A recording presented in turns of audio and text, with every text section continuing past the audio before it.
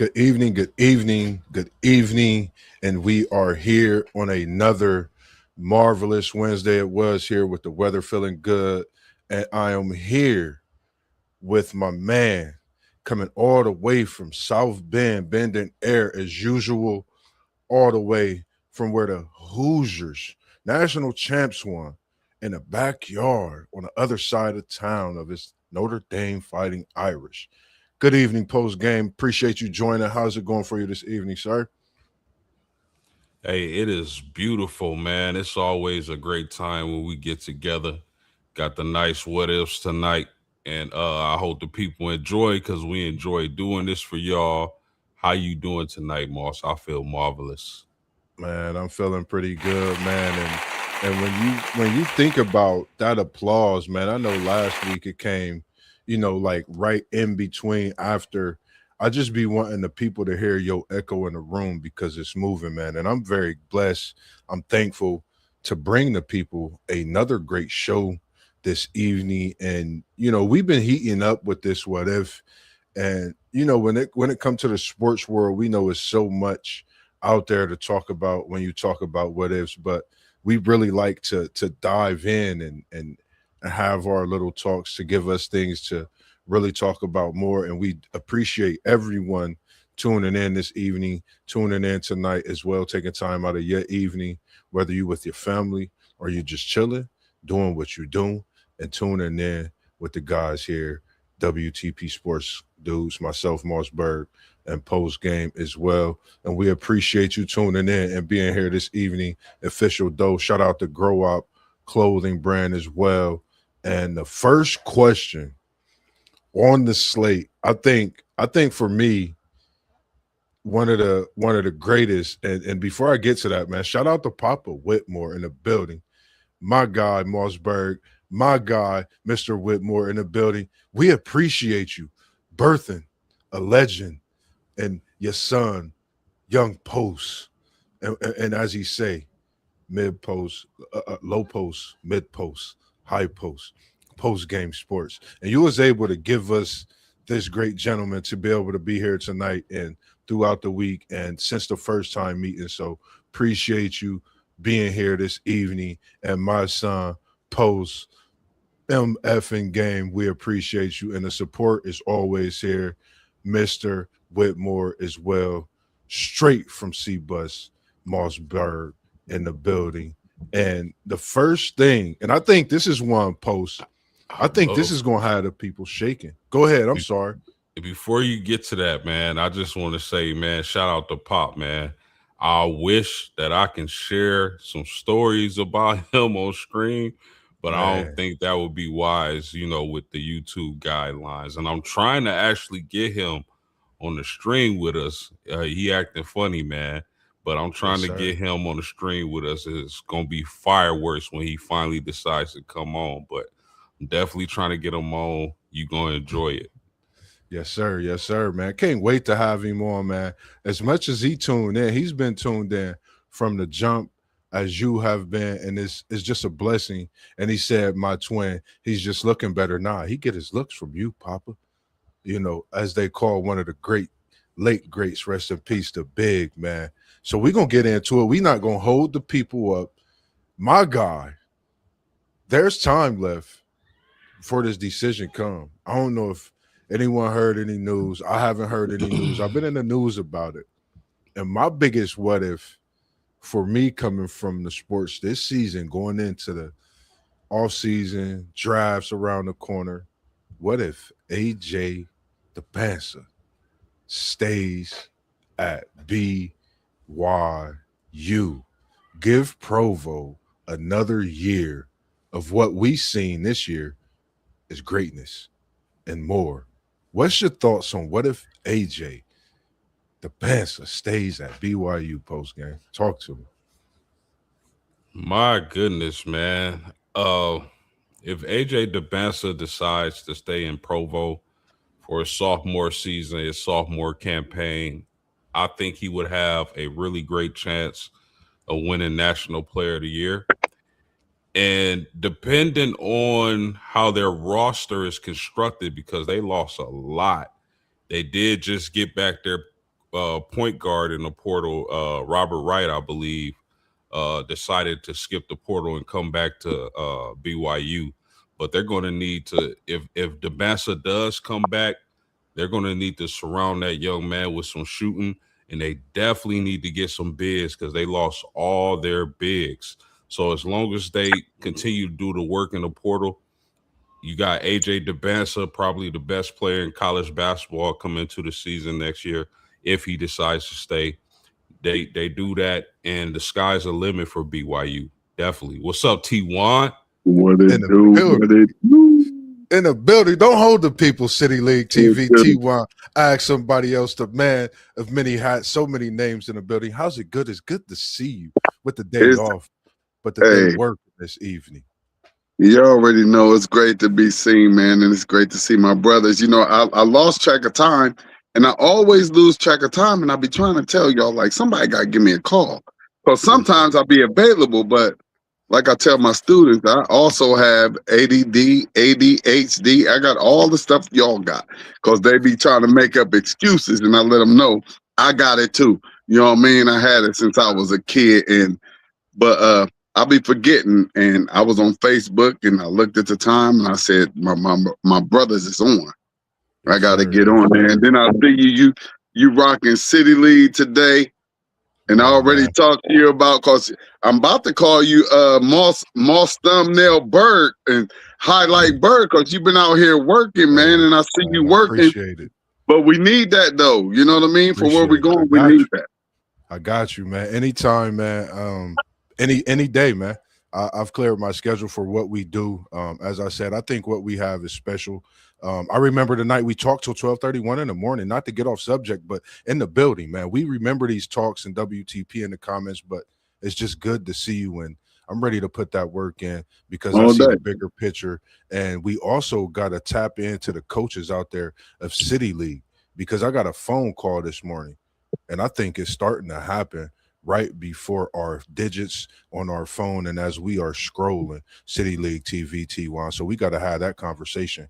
Coach's Corner, City League TV, and more with MossBurgh, Post, T1, and the homies for sure. Yeah, it's like, hey, like that City League movement.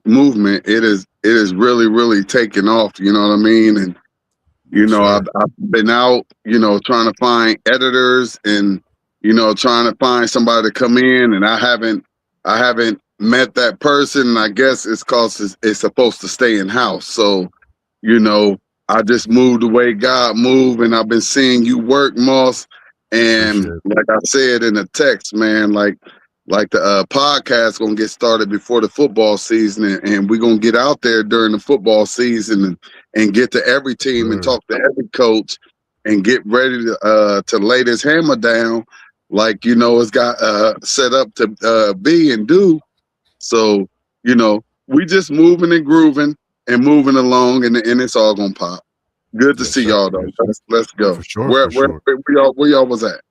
We talking about AJ Dabansa, and it's what if. It's part 4. And we've been talking about some good stuff. Why not talk about what if AJ Dabansa stays at BYU? I think we cooking with fish grease because we know his pops, as we see Mr. Whitmore in the conversation in the chat. We know what parents do and how they are about athletes and their well-being, their education. And we see he have a great upbringing, and that's been a talk, his education being first over his basketball career. Not to mention BYU has one megastar coming in as well.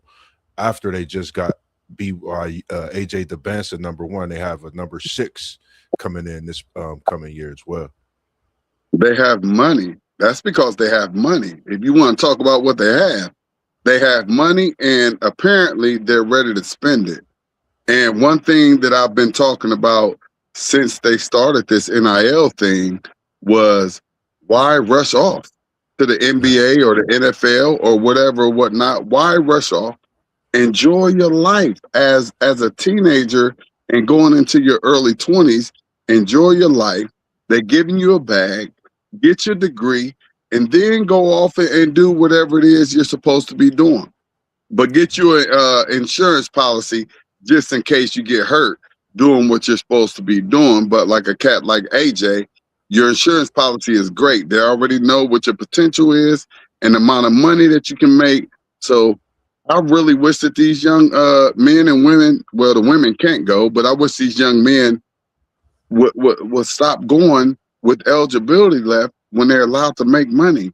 Make your money, get your degree, and then go. Enjoy these years because you'll never get them back. Yes, sir. I totally agree. For me, I think I of course being a BYU fan, some of it might be a little biased. Would love for him to come back and get his education. Of course, I would want to see him go pro. But I think overall, I want to see him come back. I've watched his story. I love what his parents are molding him to be. They're molding him to be that young man, like you speak on T1 City League. And I think that's something. I think if we have, like you say, and we've talked about that athlete that stays 4 years or be loyal to a university after they put so much into them, that could be something special building, and we never know what that could start in the years to come. We could wait and see athletes develop for the better version of them after those few years instead of going through that turmoil early in their career. Any other thoughts on this one post game? No, I mean, you guys make great points, and I do agree with T1 that, nowadays with the bag these players are getting, it's like, what's the rush? But, fellas, when you projected numero uno, oh, man. Yeah, right. That's when that post game. That's when that stuff gets thrown out the window. I don't care if it's number 1, 2, 3, 4, 5. It could be 6, 7, 8, or 9 or 10. But we want them to get their education. But if you like number 1 or 2 or something, like, you better already have a bag and have mom and pops there and everything is great. And that's what I say about the education. But if you're number 1, there's nothing else for you to do on that level except for go and win a national championship for your university. And I like that part. I wish that we can get to that point to where these kids will stay and we can see teams develop or grow or whatever. Right now, it's all microwave teams who can put the best team together with the most amount of money, and that's who's going to win. Yeah, agree. And it's good to see WTP Sports dudes in here. The man that put us all together, he said AJ would be making. That's Rob, Mr. Brown, for y'all that don't know. Yes, sir. Yes, sir. And man, it's just something because we know how special he is, and when we heard that talk going around, it's like we got to talk about it. We got to, go to it and tap in a little bit. That's just me. The next one we got, we're gonna switch it over. And before I talk about this boxing, I want to shout out Linnell Walton, straight out of Columbus, straight here out of our city, man. Rest in peace to his pops, man, from the hood, and that is WTP, man. His son is one of the greatest in the world. That young man is on his way to something special. City League, I'm going to need you next week if I'm able to get this interview set up live with Coach Vonson, trying to get the homies all right at where it started at Lula Pearl, getting some of the training from some of the greats. And Coach Johnson, even Buster Douglas being there with the young fella. It's just good to see his career excelling. Somebody from our own backyard, their son being able to hold that torch and be a great at what he do. But we tapping in to another great. I got you. Another great and another legend. And I watched many stories on this, and I thought, why not talk about it? What if we didn't get robbed of Ali's prime? And post game came to me with this one. And, I watched the story so many times, and I was like, we got to talk about it. I think it's the best thing since sliced bread to talk about it. I haven't really heard it talked about much myself. But what do you guys think? And I'm going to start with you, T1. What if we didn't get robbed of Ali's prime? We would have just saw some more greatness, man. Ali was like one of the first, just one of the greatest sports entertainers of all time. And you have to throw that entertainment in there. And since he had the skills and the talent to box as well as he did, I mean, that just made it even better. And I'm one of them conspiracy theorists to where I feel like they did something to Mr. Ali, and because they did something to him in his prime, and that's what we're talking about right now. About what if that wouldn't have happened? He didn't want to go fight in some type of war that had absolutely nothing to do with him, nor his profession, and that point killed his career. It didn't really kill it, but it set it back and didn't put him at the level to where he could have been, because he was also an activist, which, we need those nowadays. And if they wouldn't have killed that, there's no telling. And I believe he probably would still be alive if they wouldn't have, did whatever it was that they did. Which was, first of all, just setting him back for not going and fighting in a war that he didn't believe in. Yeah, agree. What's your thoughts on this one, Post Game? 100%. This is one of the things, like, when I was younger, it pissed me off. This is one of the sports topics that pissed me off when I was younger. Because I feel like, had he not been robbed of those 3.5 years where he rode the bench, he go from the biggest athlete, the biggest star in the world, to sitting out 3.5 years. What we saw was, when he got back in the ring, first of all, this is a heavyweight that's moving like he's 150 pounds. Float like a butterfly, sting like a bee. Rumble, young man, rumble. Right. So when he got back, he couldn't move his feet like he used to do. He wasn't as light. He wasn't as quick. And I personally felt like his big advantage fighting at heavyweight was his quickness, his foot speed, right? Yeah. That was gone. That was gone when he got back. He was a totally different fighter. So if you telling me he never takes those 3.5 years off, I don't know if he loses up until he gets to the latter part of his boxing career. Like the first fight with Smoking Joe, I don't think he loses that. So you talk about greatness, this guy would have reigned for even longer had he stayed active, he stayed boxing. His quickness wouldn't have left as quick because he's in the gym, he's fighting. So there's that. So if Muhammad Ali doesn't take those 3.5 years off, man, we see a whole nother level of greatness in heavyweight boxing, fellas. Yeah, I agree. Yeah, man. It's crazy because the way you feel, Post, I felt the same way when I first, watched the story. And I was a big Malcolm X fan, so seeing, Ali at that time, what he went through, like you said, like T1 said, you talking about float like a butterfly, sting like a bee, 150, and him being a heavyweight. I don't even think, for us to talk about still this day, man, to the greatest, rest in peace, man, Ali, and what he did for boxing, for him to have those years off. Imagine if he would have had those years, what the boxing world would look like today. Who would be considered not just the greatest of all time, but what would that ranking look like? You got Ali, you got so many other greats in that time, to where we still talk about Ali, and he got robbed of 3 years of when he was moving into his prime. So it was just a great thing, to be blessed with what we were able to see. But then again, what we couldn't see was the biggest thing, I feel like, when it comes to thinking about Ali, his boxing career, and what he was to the boxing world and to the world itself, so much more. And we got one for you since we got Parlay Poe. We appreciate you tuning in, Parlay Poe, as well. And we're going to come your way right now. We coming right but hold up, though, Moss. Hold up, though, Moss. Any other thoughts, my Ali, real quick before we go, here's the real thing, though.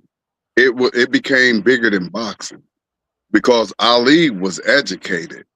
You know what I mean? Educated within life and about life. So what happened was they had to silence him. And that is where the biggest effect came in at. When they silenced Ali and put him away at a time when he was opening up eyes. So that's the biggest thing that happened with Ali. And that's why, I don't like how it the end part of his life was, because me personally, I trust pretty much no one in America now. You know what I mean? And I just feel like that something was done to that man at a time in his life where he was most powerful, and it affected the rest of his life and his career. Gotcha. Rest in peace to the Muhammad Ali. Man, yes, sir. Yes, sir. Any closing thoughts on this one, real quick, before we go to the next one? Yeah, Go ahead. I know a lot of people, like, if whoever's watching this, like, if you're not huge on boxing, like, it's not normal for a heavyweight to have the type of speed that Muhammad Ali, rest his soul, had. That's why him sitting out those years and losing that speed changed him as a fighter so much. So, I mean, for you to be that big, have that size, and have the speed like that, that's devastating. Yeah, Yeah. that's a great point, post game. Because he was just to be that big and be able to float like a butterfly, but sting like a bee. I mean, wow. Ali. Rumble, young man, rumble. That boy, He I was don't. fast. He said, post. That was a good point, because I mean, just his hand speed and his footwork was immaculate. Man, it's like I bet fighters really was watching his feet work and getting their head knocked off because they didn't know what to do. Sometimes I bet you a couple fighters could probably admit, like, yeah, I was watching his feet and got my head knocked off. It was just special to see, you know, what I was able to see, you know, but I could only imagine for those who seen him, man, like how special that was. Like just watching boxing and watching a man like that, family night together. So, man, shout out to those, man. And shout out to the great, like you said, T1. And it's good to see brother been tuning in all week for the past few weeks for a while with us now. Anthony Manzano, it's good to see you in here with us as well. And WTP said Ali is still the greatest. And Anthony Manzano, he said, why is it that people underrate how great of a boxer George Foreman was? Because it seems like people assume he was just a trash boxer in terms of his defense. George Foreman was cold, so that would only come from somebody who didn't know nothing about boxing. George Foreman was the truth, and he just came with that power, like the Yes, power sir. that like some type of character or Jolly Green Giant or something. Like when I first saw him, I just saw straight power and strength. So anybody that doesn't give Foreman respect, they just never really watch boxing. Yeah, yeah. I agree. Any thoughts on this one, Post? We cooking up right now. Appreciate the comment, Mr. Manzano. Good to see you win again as well. Listen, I can't speak for other people, but I just know, like, for myself, and I know T1 just hit on this. Like, he was ferocious. Okay? Man, He was ferocious, a man. monster. I don't think anybody would want to stand there and exchange blows. At least anybody I know would exchange blows with a prime George Foreman, even in the latter stages of his career. You know, him being so old and winning a championship. But Yeah, I mean, that dude was a devastating puncher. I think he's one of the greatest heavyweights ever. yeah. I don't I I agree. don't I don't underrate him at all. Great post game. Yeah, I What's that? totally agree. Oh, he Go said he ahead, with T. it. Yeah. I totally agree with you, Mr. Mazzano, because I don't know why people would think that Foreman is not good in any way. He was a guy I watched. I think, it was that fight with Riddick Bowe back in the day. I remember watching. I remember watching quite a few George Foreman fights, man. And when you talking about George Foreman, just think of seeing a guy that size. Some say undersized and whatnot, slow, no defense. You could say Charles Barkley and George Foreman, two in their sport that everyone feared. You're not gonna get on that court and say nothing disrespectful to Chuck. You're not gonna get in that ring and not get hit by with a left hook or a right hook by Foreman. That's just it. So I see the next comment and he said, "No, this is coming from boxing fans, hardcore ones at that." Everybody has their own opinion. But for us, we like what George was doing in that ring. And don't forget, many that might say this definitely use that Foreman grill, made them some burgers in the summertime, even if the winter, if they get down like me and my family. But, that's topic for another day, man, that Foreman grill. Can't mention Foreman without the grill. Let me remind people, like when it was announced Ali and Foreman were going to fight, people were scared for Ali's life going against George Foreman. Right. Yeah. Because he hit so hard. Like, I got Foreman, like, definitely, for me, like we say, everybody have their own opinion.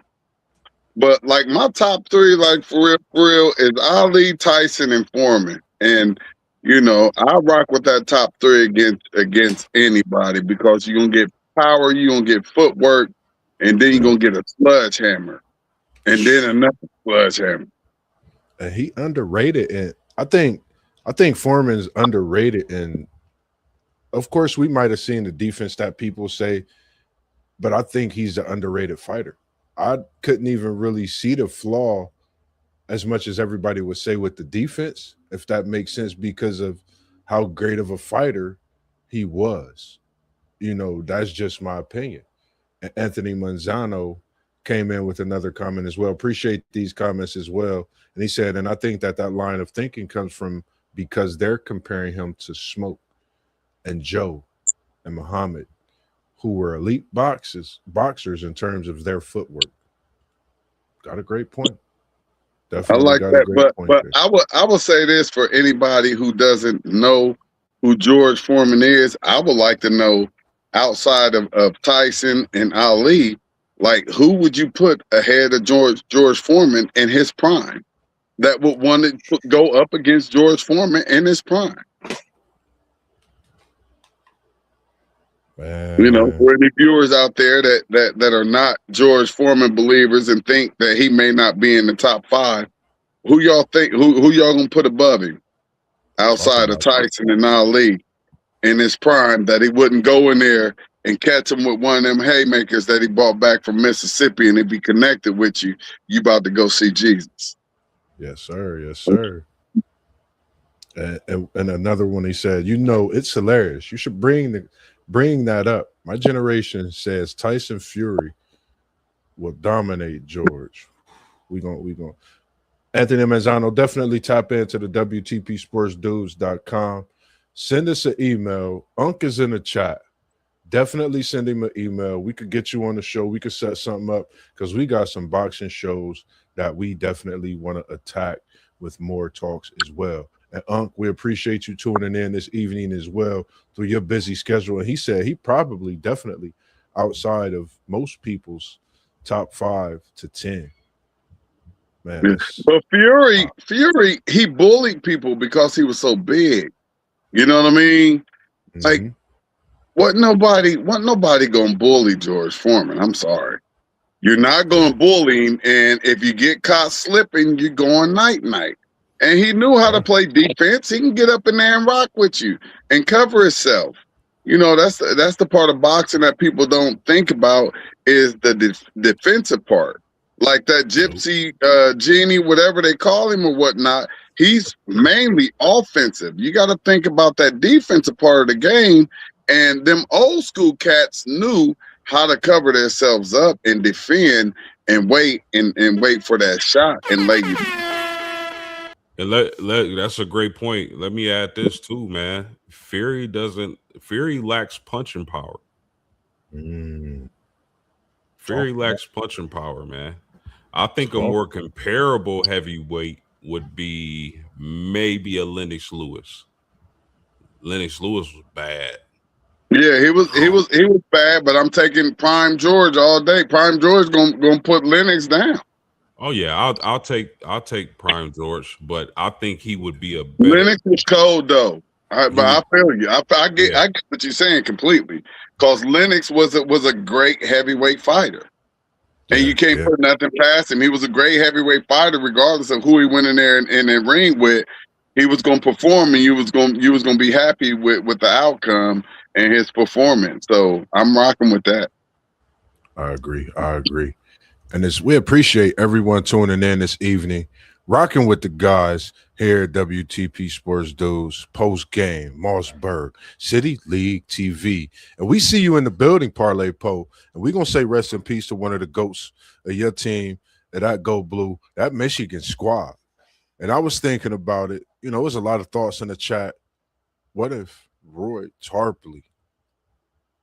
And I put the question mark because there's so many things, so many talks. I like respectively talking about someone, understanding, we have our opinions and things, but rest in peace to a great, in my opinion. I really looked at Tarpley, seen everything and looked at so much. I just say, man, I wish I would have been able to see him up close with my own eyes. And I think this is a great that will always be etched in Michigan history forever. What's y'all's thoughts on Roy Tarpley? And the thoughts and the talks was, what if he didn't have these issues with the drugs and things like that? So, I kind of leave that out the window. But what's your thoughts when we talk about Roy Tarpley, that great big man at Michigan? I'd just like to give big props to Tarpley and what he did for the game of basketball. Great player. Not an all-time great, but we know about him because we know his name because he went in and put in the work. So, RIP, condolences to the family and everything. And, appreciate everything that he gave to the game. Like everybody that go out there and play, they get their all. And that's one of the players that gave their all and they put in work and gave cats buckets. Yes, yes, yes. What's your thoughts on this one post game? yeah. I mean, I echo what he said, man. Rest in peace to him. This guy was a 6'11", 230, 230-pound power forward. Did great things at the University of Michigan. Got a Big Ten championship. I believe he was Player of the Year. Double machine, man. Double machine, and just couldn't overcome the demons. To stay in the NBA and compete against the power forwards of that time. You think about a young Charles Barkley, a young Karl Malone. I think he would have been right there. First team All NBA rookie, first team All rookie team. So I would imagine had he got himself together, and I wish he would have. He would have been right there with those guys. I agree. And, for me, I agree with what both of you said. The double machine, like you said, the big man and what he did at Michigan, T1. Because when I seen him, I was like, wow, you go from 5 points a game as a freshman and at a senior, you averaging 20, rebounding off the charts. And like you said, Post, it's tough when you had different demons inside of you. And, well wishes to the family, because I'm not trying to say anything negative. We not trying to say anything negative. It's just good to see some of the great history that we actually blessed that, for me, I wasn't able to see. And when I looked at this resume, when you go to the University of Michigan and you start for your last 2 years, regardless of what class you win, 61 of 63, and you don't play because of an injury in those couple games, that let me know how great of a player you were. And it's just good to see that the years and what he did while at the University of Michigan. So for me, it was just something special. And watching what he did, and WTP chimed in with us this evening as he's been watching throughout the show. And he said He said I was Roy. He said I was Roy Tarpley Poe on Parlay Poe's basketball court and backyard. The real Tarpley was unstoppable, and so was I, with the laughing emojis. And Unc was definitely a hooper. I'm one at my age. I was able to be one of the young guys to play with him and benefit from a lot, just being on this team, getting the ball, and so many things. But yeah, I totally agree with Unc. I know Parlay Poe might be watching, seeing if he had a comment coming right to yours as well, Anthony. Hey, Any yo, other closing thoughts? I was 53 years old when I knew that Roy Tarpley was came from Michigan. Yeah, yeah. I being in So, this group. Nah, go ahead. Go ahead. My bad. My bad. no, I said that's what's up. I ain't know where I knew of him in the NFL. I mean NBA. That's why I know of him from the NBA. So y'all giving him his blue accolades and all of that stuff. I never knew it because I don't care much about him. Yeah. And then when you speak of the NBA, the crazy thing is, you go from 7.5 points your first year. In that fourth year, you at 20.4. He That's was, it. he was definitely he was, and like I said, from the average fan, that's Yeah. where you got to know Roy Tarp. You know what I Yeah. mean? And he gave them buckets. So if you was a fan of basketball, you couldn't do nothing but respect that man out there on that court. He gave Yes, whoever sir. he was going up against buckets. So all due respect. And once again, rest in peace. Yes, sir. Stabilized vision. Appreciate you in the building. Appreciate you in the building. That's a nephew, part of the WTP, part of that Brown family as well, man. And it's good to see him and the work he do. Make sure you tap in to Stabilize Vision, man. That's Zyrone Brown, man. I go in, I watch so much craft that he do City League TV. It makes me want to get better at what I do. So I'm glad that he's in here, seeing what he do and his vision with Stable Eyes just give MossBurgh that continuous effort to know that he can continue to do what he's doing and be at a different level one day. As I've watched Stable Eyes grow from the concrete jungle and where he's at now, man. It's good to see you in here. And Mr. So, Mazzano, go ahead. Okay. Coming to Mr. Mazzano, he said another what if for me, and I seen the ones you had previously, and we going like I said, I want you to definitely tap in because what you dropping in here, Mr. Mazzano, like you did the other day, is some jewels, and I greatly appreciate those jewels you giving us in here as well because I want to set up a show with you, get a live interview talks like we said with Justin, Miami, and some other guys of that Miami Hurricane side as well. Another what if he said if Arvydas Sabonis had came into the NBA a lot sooner than he did, he was past it by the time he came in.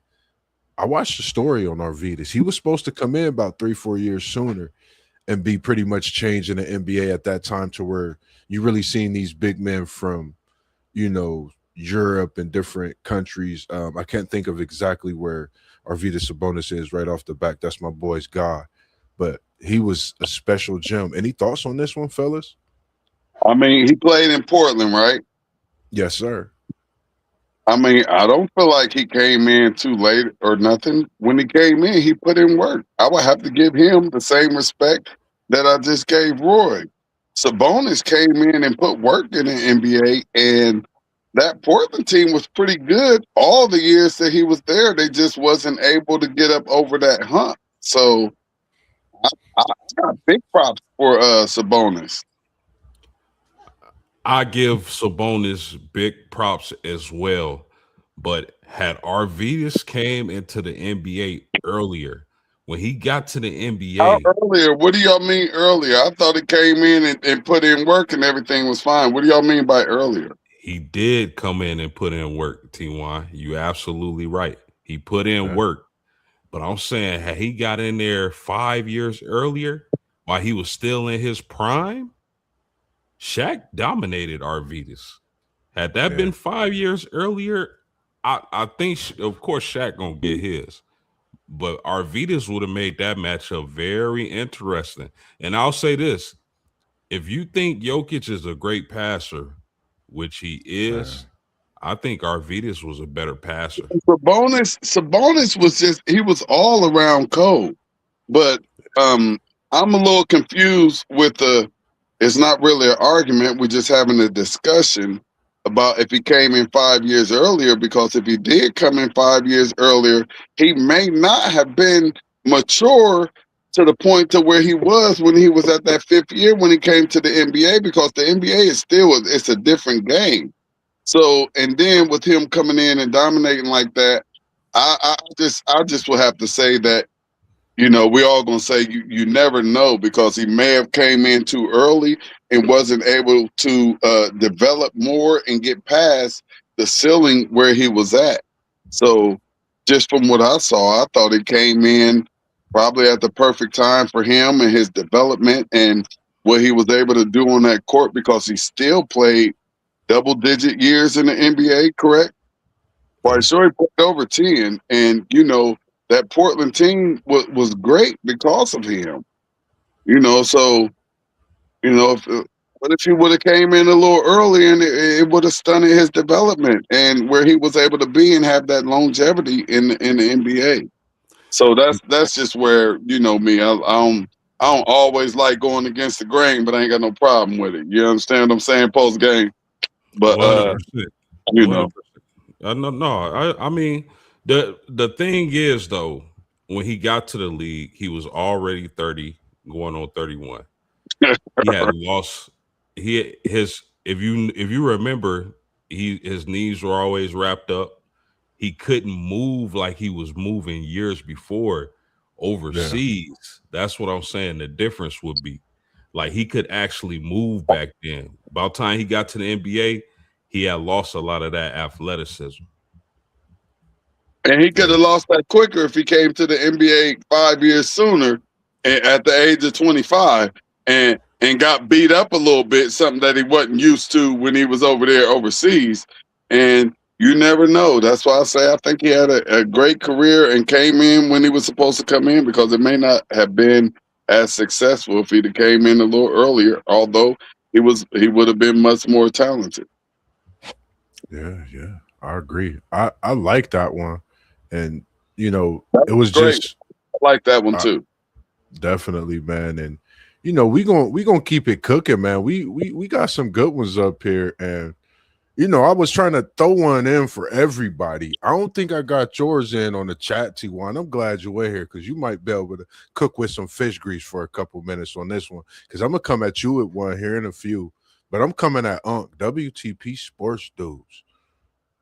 What if Colt McCoy didn't get hurt in 2009, Texas versus Alabama? Look at you, Unc. I know you ready to cook with fish grease on this one, because y'all got them horns here in some months. Y'all already prepping over there at the shoot for it. I hope you ain't fall asleep on us talking about these horns. I'm asleep. What's your I don't know what happened, but I'm asleep. I don't know what just happened. Colt McCoy, Texas, 2020, 2026. I don't know what just happened right now. I think we just got I don't know what just happened to our podcast right now. It's some more into this one, because for me, it's been some time. We said, what if Colt McCoy? Like that's where we got to get together. And right here, I'm throwing that question up out of here. That question ain't hitting this podcast. You know why it's going to hit this podcast? Because it's MossBurgh. And this literally changed Texas and their program. You got to think, when Texas lost this game, who got their first national championship? Saban.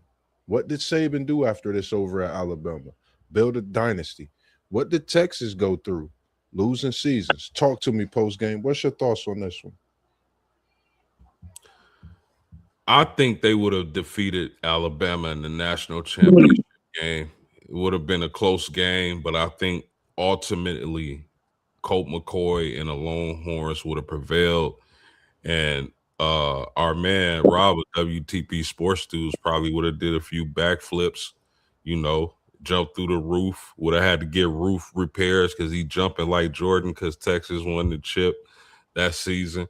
But it would have changed a lot of things. Maybe Saban doesn't get that momentum he needs to have the crazy recruiting classes moving forward. Maybe it takes a little more time to develop that dynasty in Alabama. So it would have changed a lot of things. That Texas team has some players on it, man.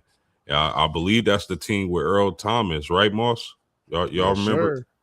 Yes, Yeah, sir. Earl I Thomas. personally think, and then for him to go out so early in the game, I believe it would have been a back and forth close game.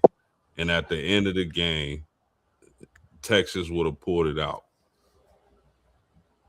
So let's do this. Let's say that there's no tuck rule. Tom Brady got sacked against the Raiders. The game was absolutely over. There is no first Super Bowl. There's no nothing if that happens. It didn't happen. I would love. I was a Raider fan, but I still was Bengals and Browns back then. But Raiders and Steelers were my first love. Those were my first teams before I knew that I was from Ohio and I should be rooting for my teams. But those were my first teams, and that like still haunts me as a young Raiders fan because if you take that out of the equation, there is no dynasty for New England. And then we can fast forward some other years and take some airs and put some extra air into the ball and take away cameras and do all of this and all of that. The dynasties are going to be what the dynasties are. Whoever they want to start this dynasty, they're going to make sure that they start the dynasty. And ain't nothing nobody can do about it. I'm 1,000,000% behind you on that tuck rule. That was the biggest bowl of BS they ever fed the people. The game was over. The game was absolutely over. Absolutely over. Because of that call right there.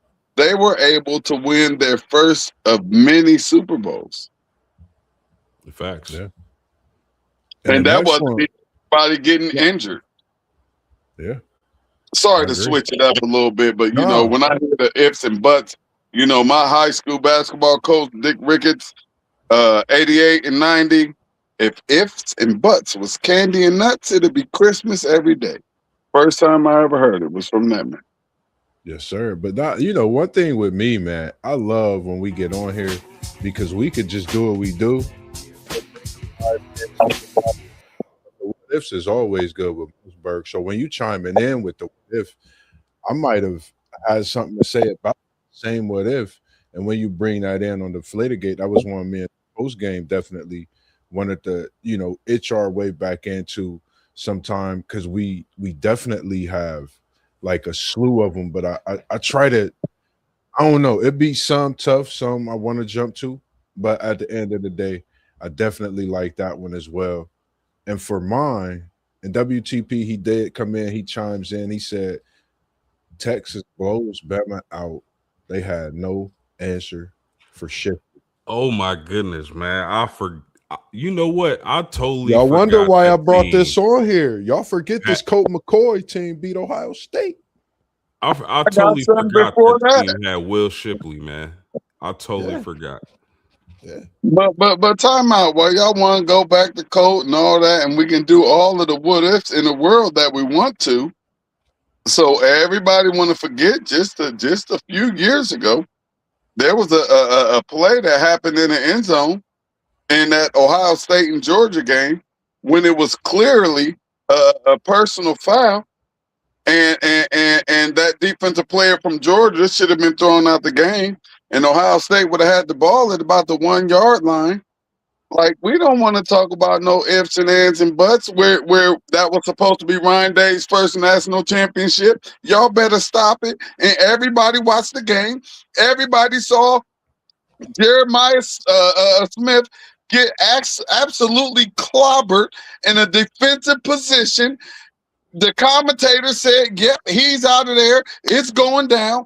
But since the almighty ones of the sports world said we're not going to do it, and this wasn't even an injury, and y'all going to bring an injury in front of Mr. Columbus, Mr. Buckeye, Mr. OH to the I to the Izzo, and y'all want to talk about some Texas dude that was hurt?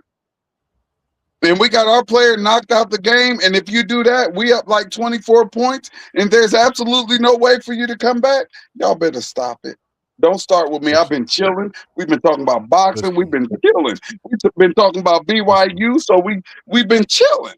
And y'all don't get me started, man. When it comes to this Texas and Colt McCoy, listen to me real quick.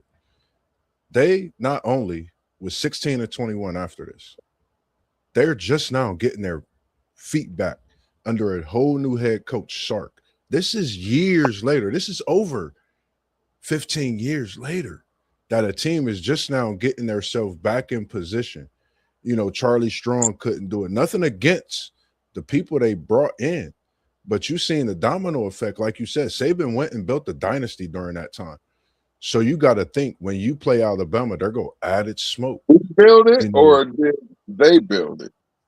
He built it with the players that he brought in, and the players bought into what Nick Saban, you know, was doing at Alabama. I think, you know, that's just my opinion. I think he built something great. It was already what it was before he got there. He watched and learned so much. So that's what I would say with that one for myself. Outside of that, I do have one for you, T1, but I'm gonna wait for a minute. I'm gonna wait for 1 minute, and I'm gonna go to one. I'm a little heated right now, and I'm ready to get excited. What if for you, since we got the Buckeye in the building, and I'm gonna come to you last. What if Ohio State played Michigan in the COVID season? It's been on my mind. You know, I thought about it a lot. You know, I know we've talked about it. What if Ohio State played Michigan in the COVID season? It was talks they didn't have enough players, all these other things. What if they played them? There's a reason why Michigan didn't want to play, and it is what it is. And that's enough for real people to know and understand what really happened. Michigan said, "No, we're not going to do this," and that's what happened. And we didn't get to play the game. What's your thoughts on this one, folks? Just throwing that one in there real quick. Man, what if Ohio State and Michigan played that year? And mind you, Ryan Day said he was going to hang 100 on her hairball. Oh, hairball. Because they was going. Hey, look, they was going to go. And look, it was like the beef was real, and he was like, "I'm gonna hang 100," and they bowed out like, "Nah, we sick." The dog ate our playbook. Unheard of. Ohio State, Michigan. I don't care if you got 11 walk-ons out there. You play that game. Stop playing around, man. Well, there you go. You heard it from the Big Ten guy himself. So there. The next one. The next one, if I had, and you know, before we get out of here, this was the last one I have for such a slight short selection this week. Because I'm gonna switch it up a little bit next week, but this week just had a slight selection on a few.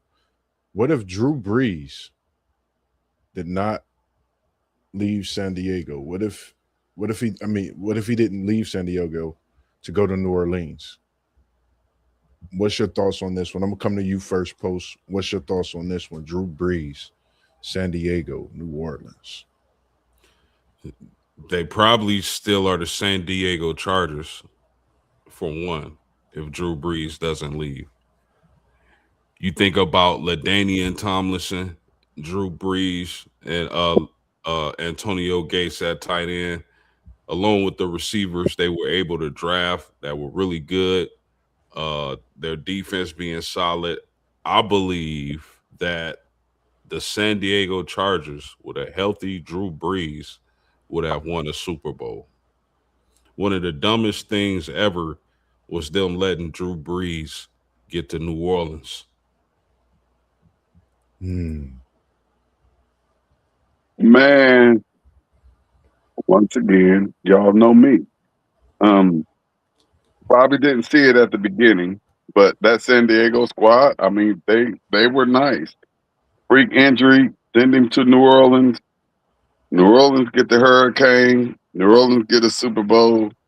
Drew Brees, 6-foot quarterback, gets a Super Bowl. I don't know why they do things the way they do it and how they do it, but I'll just be watching sports now. I'm chimed in. He said that it would have been the same. And I just, for me, I feel the same as far as in like just seeing him leave, you know, like you said, I don't think they would have changed their name if he stayed. They definitely still that same team. But I don't think they've gotten over that hump, really, if you think about it. New Orleans has gotten the Super Bowl. They've been in position, I would say, multiple times. San Diego have gotten the LA Chargers now have gotten these draft picks, have gotten Justin Herbert. I don't know if that's their, way of looking back on that. I have no idea. But I think, when you look at some of the moves that's made when it comes to one like this, whether it's an injury as well, even, I think it can, change it could alter the organization, the team. You could have that setback. And some organizations have been set back for quite a while from different moves that they've made. They just haven't been able to get back to their normal self. And Mr. Mazzano, he said it would have made no difference. They would have still drafted Phillip Rivers with Drew on the roster. But that's what I was thinking. Like, even when Drew left, they had Rivers come in, and they were still a functioning team. They wasn't a bottom dweller or anything like that. The Chargers were still a functioning team that was making it to the playoffs. And for real, at the end of the day, that's all the owners care about. They want to make that money. They want to make it to the playoffs, and I believe they know who winning the Super Bowl. So Anthony, my man, you telling me if Drew Brees was healthy, they would have still been in position to draft Phillip Rivers? No, absolutely not.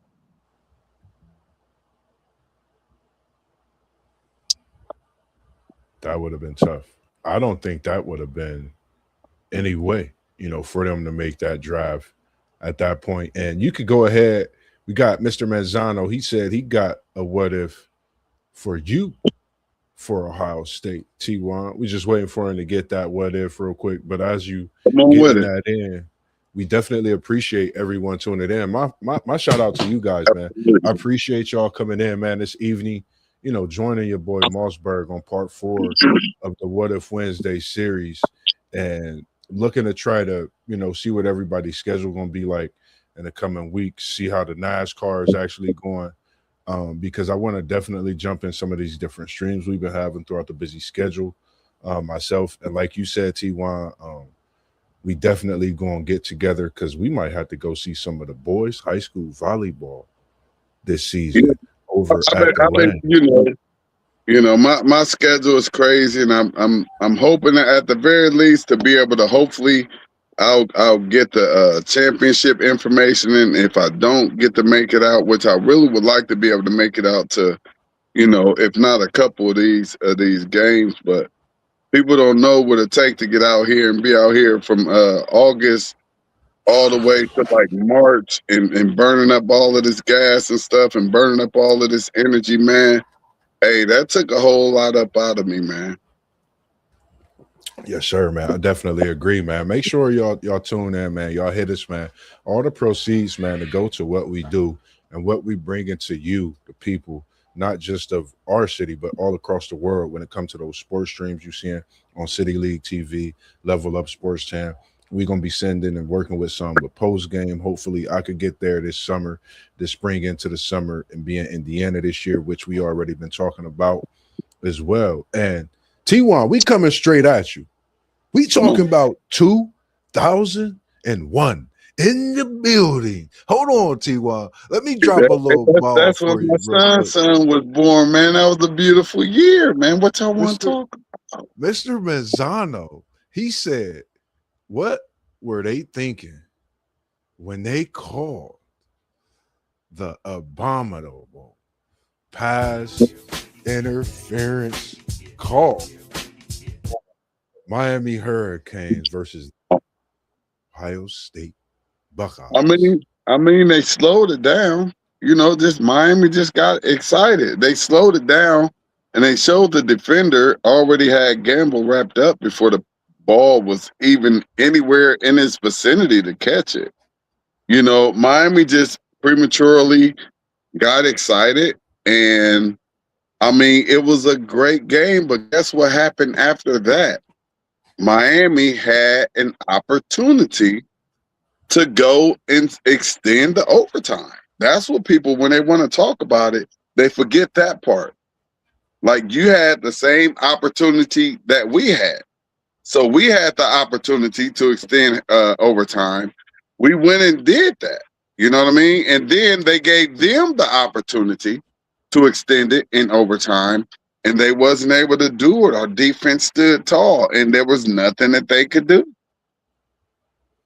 Yeah, that's one for the ages, man. Same thing we did against Texas when it wasn't even overtime, but we were at it was a crucial moment in that game, and our defense stood up. It don't matter what you talk about, anything that went on or happened in a game. Do what you're supposed to do, and see what happens. And our defense stood strong, and we was able to get that national championship that everybody thought Miami was going to get. Everybody thought that this was the best college football team that anybody had ever seen. And, we put an end to that. And I got my story to where, it was years later, and I'm talking like 20 years later. I'm in Miami. I got my Ohio State stuff on. And a cat rode down the street in a big white Suburban. I don't know if OJ was in there with him or whatnot, but he told me, you don't want to be walking around here with that on. So I went and changed into some XK stuff. I got up out of it. I kept my Scarlet on, but I went and took it off. I took heed to what he was saying because he looked big in the truck. So a lot of people lost a lot of money in that game, and that's what people don't understand about them Miami folk in that game, how much money was lost. There was millions, if not billions of dollars put on Miami repeating and being the best college football team in college football history. They lost a lot of money and they were mad. And years later, I was told to take my stuff off, and I took it off because I was out of Ohio. I was in enemy territory. I went straight back to my Airbnb. I took it off, put me on some XK stuff, and went on about my business. They asked you to respect their check it, T1. Hey, listen here. I ain't had no problems with it. I ain't had not one problem with it. And like I told you, dude, look, just the way the dude said it, and how he looked. It looked like everything was going in slow motion. You know what I mean? He driving down the street, dog. I'm walking. Me and my current wife or girlfriend, whatever you want to call her, we walking down the street about to go get something to eat, and dude just like, yo, I don't know if you know where you at, but you might want to take that off. And I did not take more than 3 seconds to turn around and say, hey babe, let's go back to this room. Let me get on up out of here, because I know they lost a lot of money with that. They lost so much money, it's not even funny, man. They're still sick to it to this day. And that win that they just got this year wasn't enough to soothe them, but it was enough to allow them to talk some smack and say we beat Ohio State. Yes, sir. Yes, sir.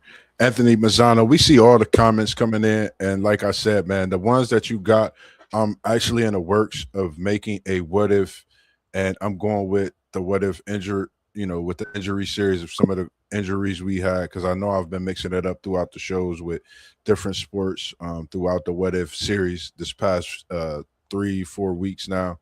And I definitely want to go into, respecting those with the injuries, giving it a little feel before we go into that show, because we know some of those injuries derail people's careers. We know some of them are no longer with us. So just want to respect that show wholeheartedly, and how we go into handling and talking about that show. Outside of that, did anyone have anything else that they had to say before we get out of here this evening? Hey, I just want to give you and Post Game y'all's props. You I'm like in and out. I'm a very busy man. Y'all already know I'm the man in many hats. I got a whole lot of jobs and stuff, and I have a whole lot of things going on. So I'm not on here as much as I would love to be, but I'm just loving all the setup. I'm loving all the setups. You got the headphones on, you crystal clear, background code. I see post game. He got the money microphone in there. He's sounding crystal clear. Everything looks good, and it looked like we on our way to doing what we're supposed to be doing, looking the way we're supposed to be looking, sounding the way we're supposed to be sounding, man. And I'm just excited about what the future holds for these WTP sports dudes and the whole family, man. And y'all looking good, man. Y'all looking good. Y'all sounding good. Yes, sir, man. Appreciate it. Mr. Mazzano, he said, we will be doing a NFL. I was about to get to you, man. This weekend, appreciate you post game. We got that NFL draft stream coming to you live, 9 a.m. When I say you need to have your coffee at 8:30, you need to have it brewing at 8:15. You need to have your setup going because we coming to you live at 9 a.m. Saturday. As for MossBurgh, I'm gonna jump in and out the stream that day. I might have to mute my mic and go live from KT's Eats because we're gonna be cooking up this weekend, another good weekend with what we've been doing with KT's Good Eats, man. And we appreciate everything you bring to the show and do for us as well as everybody else, man. You see all the names at the bottom. T1, as SEC Sean did yesterday, man. I like the way he gave everybody that open mic before we got out of here. So as we do and make things better by, diving in, you get better by doing things that you see could to make it better, man. I'm gonna give you the floor. I'm gonna give Post the floor, and then I'm gonna say a few things, and we're gonna get up out of here for the evening, man. And we appreciate everybody tuning in and staying with us this evening. I'm gonna start with you, Post. Anything you want to tell the people? I know tomorrow is Thursday evening. Yeah, tomorrow, Thursday evening, 7:45, same place, same times. We playing Respect It or Check It. Make sure y'all here. Y'all don't want to miss it. Salute the T1. I appreciate those words, man. You the seasoning to the noodle packet, man. So we would love to have you back on as much as possible. We know you're busy. To Anthony Mazzano, we really appreciate you. But I would ask what would have happened if Salvador Lopez didn't die. I think he would be just as great of a boxer. But other than that, man, my man MossBurgh, I appreciate you like always. Great show. Keep grinding, my man. Appreciate it. Hey, we just gonna keep on doing what we do. Y'all see everything that's strolling down at the bottom. And I don't know why they ain't fixed it yet, but City League TV is also on YouTube, just like all of our other platforms. But we're not so much concerned with that just yet. But we will be getting this thing kicked off before the start of the new school year with bigger and better live action highlights, highlight clips, stats, and all of them great things, man. So just follow everybody down there at the bottom and continue to support us and show us love. Yes, sir, man. As he said, man, appreciate the words, man. It's like I said, man, it's a blessing, man. You come into the room with people and things happen, and I feel we're gonna be shaking so many rooms in the years to come, man, as we already do when we get on here and do what we do best, something that, we felt and found the love, having talking our sports amongst each other. And for all those coaches out there in the City League, if you've came across City League TV, tap in with him. We trying to get a coach's corner talk. Coach Jones from International, I appreciate you tapping that line this morning. Oh my God. We're gonna definitely, yes, sir. We're gonna definitely get it situated. And I can't do it without you, City League. I can't do this show without you, because as much veteran that you bring to the building, as many games have you already been to, the coaches know who you are. Some know who Moss is. Yeah, we're gonna get it. It's gonna go down. Man. Definitely. And we appreciate the busyness, process. man. Definitely, man. And we appreciate how busy you've been out there. And as you always do, man, you taking us out this evening. Make sure y'all tune in tomorrow night. Check it or respect it. Y'all know the deal. WTP Sports Dudes. We was in the building. Now we up out of here, y'all. Peace out. We love y'all, and it ain't nothing you could do about it. Yes, sir.